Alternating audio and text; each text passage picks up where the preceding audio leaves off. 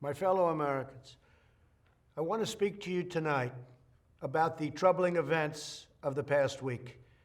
As I have said, the incursion of the U.S. Capitol struck at the very heart of our republic.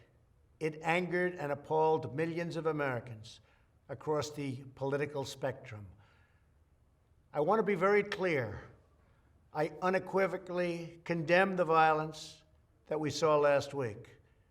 Violence and vandalism have absolutely no place in our country and no place in our movement. Making America great again has always been about defending the rule of law, supporting the men and women of law enforcement, and upholding our nation's most sacred traditions and values. Mob violence goes against everything I believe in and everything our movement stands for. No true supporter of mine could ever endorse political violence. No true supporter of mine could ever disrespect law enforcement or our great American flag. No true supporter of mine could ever threaten or harass their fellow Americans. If you do any of these things, you are not supporting our movement, you are attacking it, and you are attacking our country. We cannot tolerate it. Tragically, over the course of the past year, made so difficult because of COVID-19, we have seen political violence spiral out of control. We have seen too many riots, too many mobs, too many acts of intimidation and destruction. It must stop. Whether you are on the right or on the left, a Democrat or a Republican, there is never a justification for violence.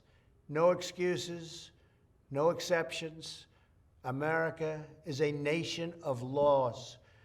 Those who engaged in the attacks last week will be brought to justice. Now I am asking everyone who has ever believed in our agenda to be thinking of ways to ease tensions, calm tempers, and help to promote peace in our country. There has been reporting that additional demonstrations are being planned in the coming days, both here in Washington and across the country. I have been briefed by the U.S. Secret Service on the potential threats.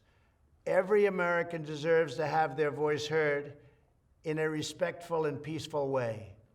That is your First Amendment right.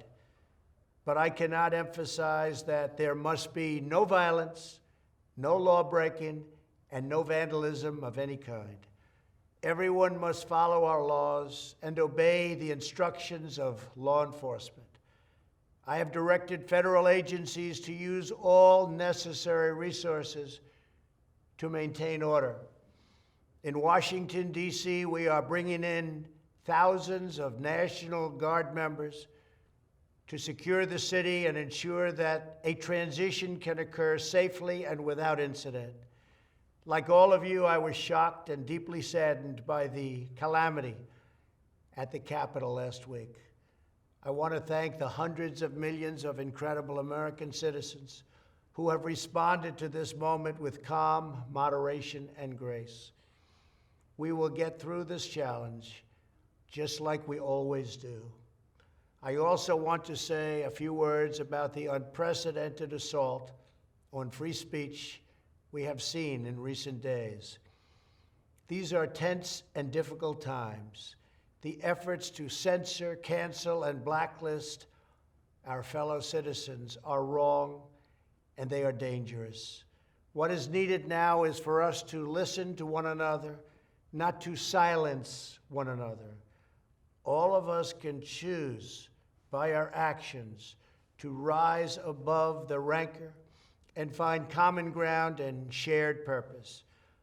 We must focus on advancing the interests of the whole nation, delivering the miracle vaccines, defeating the pandemic, rebuilding the economy, protecting our national security, and upholding the rule of law.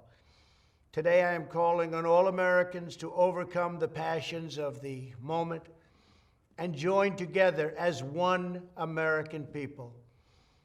Let us choose to move forward united for the good of our families, our communities, and our country. Thank you, God bless you, and God bless America.